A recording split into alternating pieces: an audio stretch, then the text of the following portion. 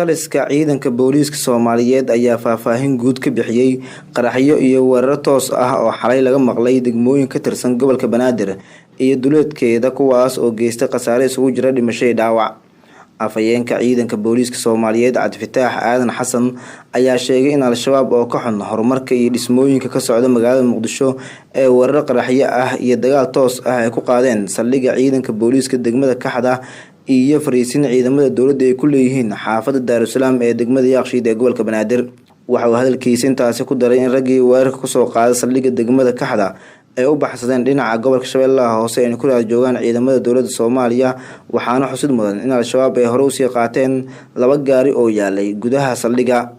Afhayeenka warbaahinta kula hadlay magaalada Muqdisho ayaa waxa uu sidoo kale sheegay in weerar ku bilowday gaari laga soo buuxiyay waxyaabaha qarxa oo ka dhacay xaafadda Daarusalaam ay ku geeriyoodeen 2 qof oo dumar ah ayna ku dhaawacmeen 16 qof oo shacab ah iyo 3 askari oo ka tirsan ciidamada kala duwan ee dawladda.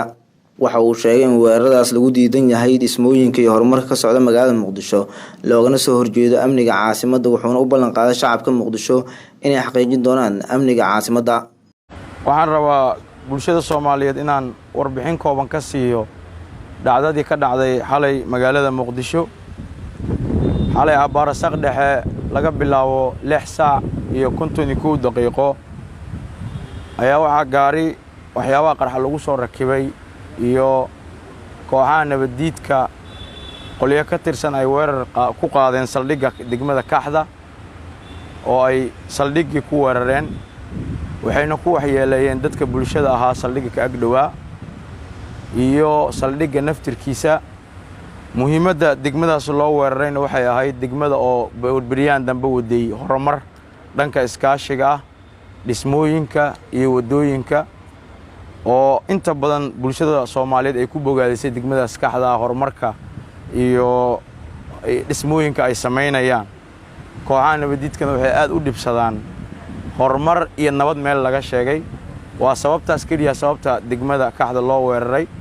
waxaana ka hor tagay geesiyaasha ciidanka booliiska Soomaaliyeed ee naftooda u huray difaaca bulshadooda iyo badqabka bulshada Soomaaliyeed.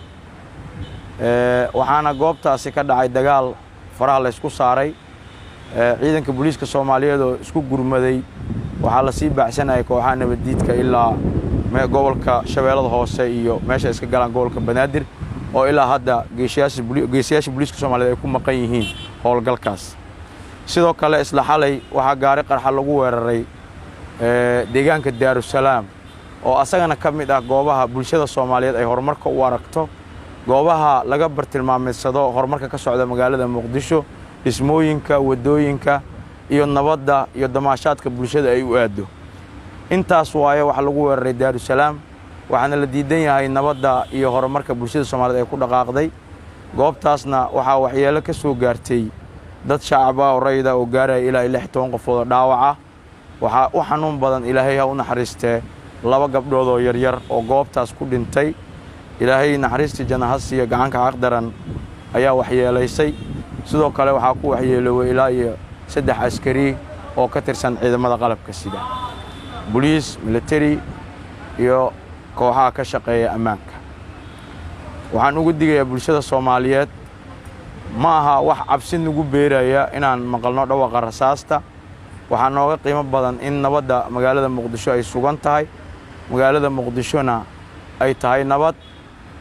kaliya waxa la dhibsanaya waxay tahay horumarka ay ku tilaabsatay magaalada Muqdisho dhanka ammaanka, dhismaha, horumarka dhaqan dhaqaale.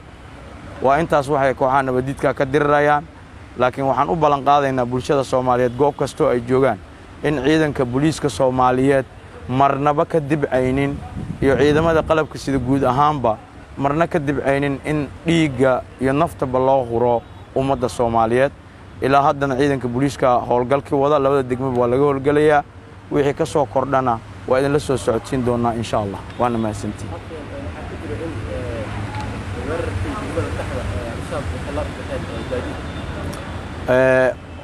waa jira waa gaari xalaysan oo saldhigga dhex yaalay.